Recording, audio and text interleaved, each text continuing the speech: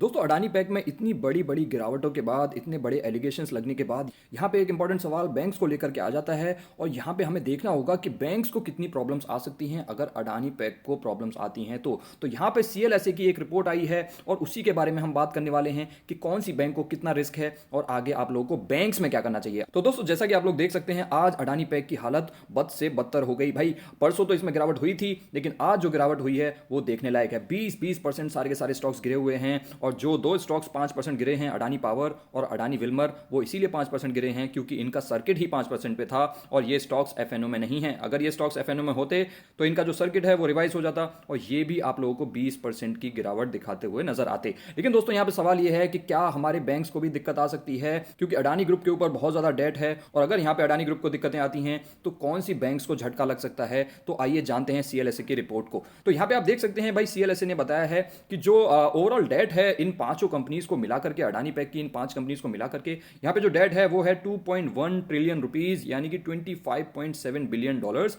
ये रफली हो जाता है 2 लाख करोड़ के आसपास। 2 लाख करोड़ का डेट यहां पे हो जाता है, जिसमें से इंडियन बैंक्स का जो एक्सपोजर है वो 40% ऑफ टोटल ग्रुप डेट है।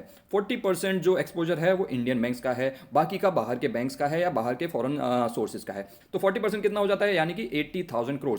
80,000 करोड़ का जो है एक्सपोजर वो इंडियन बैंक्स का है। अब इसमें से अगर हम बाइफरकेट करें कि प्राइवेट बैंक्स को कितना है और पीएसयू बैंक्स को कितना है, तो आप देख सकते हैं 10% जो है प्राइवेट बैंक्स के पास है और 30% जो है वो पीएसयू बैंक्स के पास है। दोस्तों आप लोग कभी भी देख सकते हो, हिस्ट्री में जाके भी देख सकते हो, आप लोगों को अगर कोई भी प्रॉब्लम्स में फंसते हुए बैंक्स नजर आएंगे तो वो पीएसयू बैंक्स ज्यादा नजर आते हैं। चाहे आप पीएनबी को देख लीजिए या बैंक ऑफ बड़ौदा को देख लीजिए या उससे पहले आप कोई भी घपला देख लीजिए, आपको पीएसयू बैंक्स ज्यादा फंसते हुए नजर आते हैं। तो यहाँ पे 10% जो है टोटल ग्रुप डेट का वो है प्राइवेट बैंक्स के पास, यानी कि 2 लाख करोड़ का अगर 10% आप निकालेंगे तो वो आपके पास आएगा 20,000 करोड़।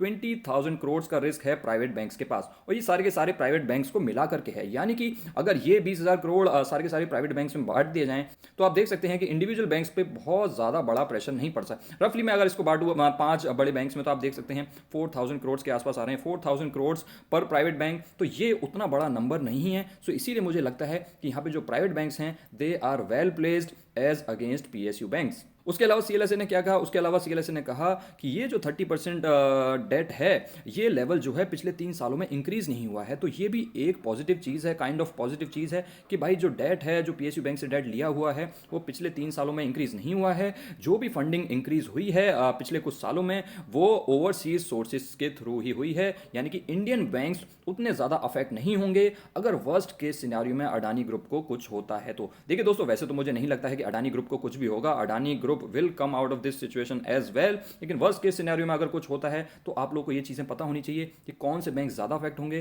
कौन से बैंक कम अफेक्ट होंगे। इसीलिए मुझे ऐसा लगता है कि अगर इस अफरा तफरी के चलते, अगर इस पैनिक सेलिंग के चलते आपको प्राइवेट बैंक्स में जैसे कि आईसीआईसी बैंक हो जाता है, एचडीएफसी बैंक हो जाता है या फिर कोटक महिंद्रा बैंक हो जाता है, वहां पे कोई स्टॉक डर्ट चीप प्राइस में मिल जाता है तो उसको अपॉर्चुनिटी की तरह ही लेना चाहिए और इस अपॉर्चुनिटी को मिस नहीं करना चाहिए। बाकी दोस्तों अगर आप लोगों को यहाँ पे डर लग रहा है तो मैं आप लोगों को बता देता हूँ, good prices don't come with good news. ये तो बात सही है, good prices don't come with good news. तो अगर आपको अच्छे प्राइस पे स्टॉक्स खरीदने हैं तो ऑब्वियसली वो बैड न्यूज के साथ ही आएंगे। आप सोच रहे हैं कि स्टॉक्स में तो न्यूज अच्छी चलती रहे और स्टॉक गिरता रहे और मुझे सस्ते दामों पे मिल जाए, तो ऐसा होगा नहीं। आपको यहाँ पे थोड़ी सी हिम्मत दिखानी होगी। तो आप डायरेक्टली अडानी स्टॉक्स में इन्वेस्ट करें ना करें, लेकिन आप ये सारे फैक्ट्स को देख सकते हैं कि भाई प्राइवेट बैंक्स का एक्सपोजर लिमिटेड ही है, अगर कोई असर पड़ेगा भी तो वो भी लिमिटेड ही होगा। उसके अलावा एक और चीज मैं आप लोगों को बता देना चाहता हूं कि भाई प्राइवेट बैंक्स का एक्सपोजर है, इसका मतलब ये नहीं है कि वो बिल्कुल जीरो हो जाएगा। उनके पास कुछ एसेट्स भी तो हैं। इनफैक्ट जो अडानी ग्रुप कंपनीज हैं उनके पास बहुत हैवी एसेट्स हैं भाई। उनके पास एयरपोर्ट्स हैं, उनके पास पोर्ट्स हैं और उनके पास हाईवेज हैं, उनके पास बहुत सारी चीजें हैं। तो ये सारी की सारी चीजें ऐसी हैं कि डिफॉल्ट करने पे मोनेटाइज की जा सकती हैं, बेची जा सकती हैं और इनको नीलाम किया जा सकता है। तो ये भी एक रिकवरी वाली चीज बन जाती है।